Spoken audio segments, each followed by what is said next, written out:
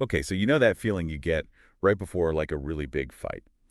Two huge names going head to head. I'm talking heavyweights. Oh, yeah. Like that anticipation where you just, anything could happen. Exactly. Well, that's kind of what it felt like leading up to this LSU-UCLA women's basketball game. Definitely. Like a clash of titans. Right. And that is what we're going to be diving into today, this game. It's funny you say that because there really was a lot more to this game than what we saw on the surface. Yeah, so let's talk about that. What made this particular matchup so special? What were we looking at going into it? Well, we're going to find that out today, but we've got some great sources here to help us unpack this whole thing. Right. So we've got a really detailed summary of the game itself, which is, essential. We've got an article from SI.com, and actually this article made a prediction about these two teams meeting again in the Elite Eight, which is pretty interesting. Right.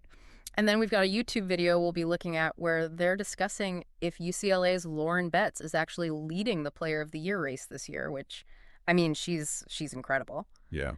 And then just to round things out, we're also going to be taking a quick look at Kim Mulkey's Wikipedia page just to give us a better understanding of her background and, her coaching style. Okay, so big picture. What made this LSU-UCLA game so much more than just another game on the schedule?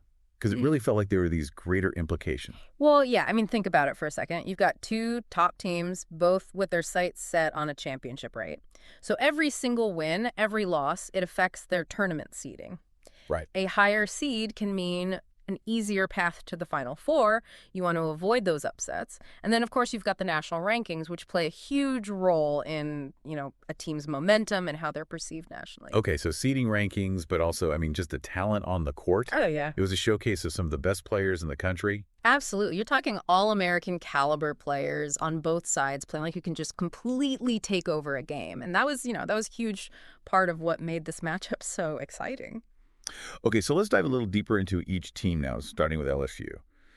Obviously Kim Mulkey's name is pretty much synonymous with LSU at this point. Oh, for sure. Her arrival at LSU has just completely changed the program. Not only is she an amazing recruiter, she's bringing these top players, but the way her teams play, the intensity they bring, it's just different. Yeah. Like those demanding defensive schemes and, that emphasis on the fast break. It's classic Kim Mulkey, and it's working. Yeah, and when you watch them play high-powered offense, almost feels like an understatement. They're always putting up big numbers. Oh, yeah. Offense is a huge part of their identity. They're always pushing the tempo, looking for those open shots, and they have so many players who can score. It's a nightmare for other teams to try and defend. Okay, so that's LSU. Now let's talk UCLA. Corey Close has built a program that's a perennial contender. And they're known for something a little different. Yeah, they're known for their defense. Exactly. They're incredibly well coached. They're disciplined, and they make it so hard for teams to score on them. Like you said, LSU is all about offense. UCLA is all about that shutdown D. Yeah, and a big part of that is Lauren Betts. She's a force in the paint. Oh, absolutely. Lauren Betts has been incredible for UCLA. And her impact goes way beyond just scoring. She demands a double team almost every time she touches the ball, which opens things up for their shooters. Right. And then defensively, her size and her length, it just changes the whole game. She alters shots. She controls the boards. She's a game changer. Yeah. And then you've also got Gabriela Jaquez, who's been really stepping up for UCLA as well. Yeah, Gabby Jaquez brings so much to that team. She can score, she can rebound, and she always seems to make the big play when they need it most. Right. She's a clutch player. And then you've got Tamia Gardner, who transferred in from Oregon State. Oh, yeah. Tamia Gardner is another great addition to that UCLA roster. She's a very talented player, and it says a lot about Corey Close and the program that they're able to attract players like her. Okay, so we talked about the teams now. Let's talk about the coaches. Yeah. Kim Mulkey. You look at her career. It's just win after win after win. What is it about her coaching style that has made her so successful for so long? It's not just about the intensity that you see on the sidelines. Obviously, she's very passionate, very intense. Yeah. But her teams are just so well prepared. Strategically, mentally, they're always ready to play. And she instills this toughness in her players, this belief that they can overcome anything. Yeah. And, she's won championships everywhere she's been. So that experience, that pedigree, it creates a culture of winning. Her players, they expect to win. They're held to a very high standard. And then you've got Corey Close, who Maybe he doesn't have as many national titles as Kim Mulkey, but is still considered one of the best coaches in the game. What makes her so special? Well, Corey Close is amazing at player development. Yeah. She takes these talented players and she helps them reach their full potential. And she's also really focused on building a strong team culture. Her teams are always disciplined, fundamentally sound, and they play together. Yeah. That's a testament to her coaching. Okay, let's talk about Lauren Betts again. You know, that YouTube video that we mentioned talked about her being a possible Player of the Year candidate. What makes her stand out in that conversation? Well, it's amazing how quickly she's become such a dominant player. Like, she's always been good, but this year she's just taken it to a whole other level. Yeah. The combination of her size, her skill, and her athleticism, it's pretty rare. And the fact that people are even talking about her as a Player of the Year that early in her career, it just shows you how special she is.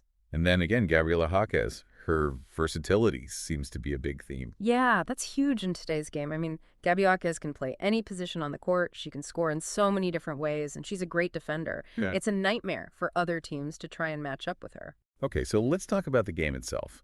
For those of us who wanted to watch it, it was easy to find, right? I mean, it wasn't buried on some random channel. Well, no, this was a big game. Yeah. You could find it on all the major sports networks, and of course, you could stream it online, which is great. You know, women's basketball is getting more and more popular, and it's easier than ever to watch these big games. And even if you couldn't watch the game live, you could still follow along pretty easily. Oh, yeah, definitely. I mean, all the sports websites, all the apps, they all have live scores and play-by-play updates and analysis. So you can, you know, even if you're busy, you can still keep up with what's happening. And we talked about this a little earlier, but, you know, when you have two highly ranked teams like this playing each other, it's a big deal for the women's Final Four picture. Yeah, for sure. I mean, every game matters, but these games, they really matter.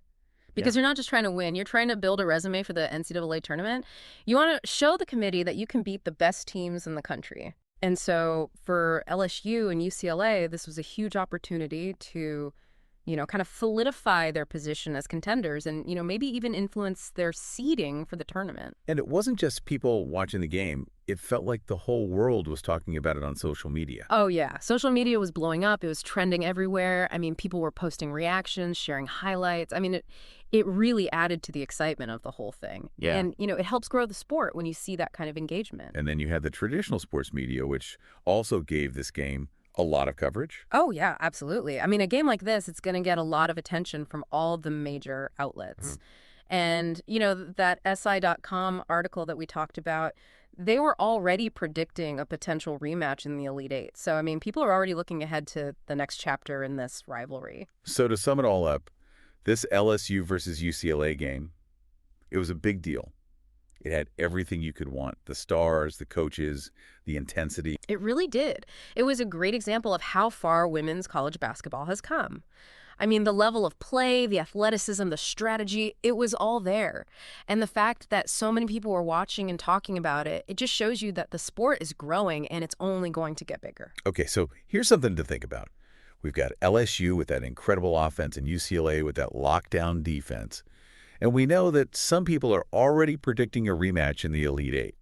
So what could these coaches do? I'm talking Kim Mulkey and Corey Close. Oh, yeah. What could they do differently? What adjustments could they make to give their team an edge if and when these two teams meet again? What can be the key to winning that next game? Because the stakes are going to be even higher. Yeah, that's a great question. Right. And I think it's something that both coaches are probably thinking about right now. Exactly. All right. Well, that's all the time we have for today's deep dive. But as always, we'll be back soon with another fascinating story from the world of sports. Until then, keep those conversations going and keep thinking critically about the games we love. Yeah, thanks for listening. Today is your lucky day. Today is the day that our $3 website works for you, paying you directly to your PayPal daily. Imagine $3 ongoing continuous payments to your PayPal account. Imagine falling asleep and waking up to $300 in your PayPal account. How would this make you feel?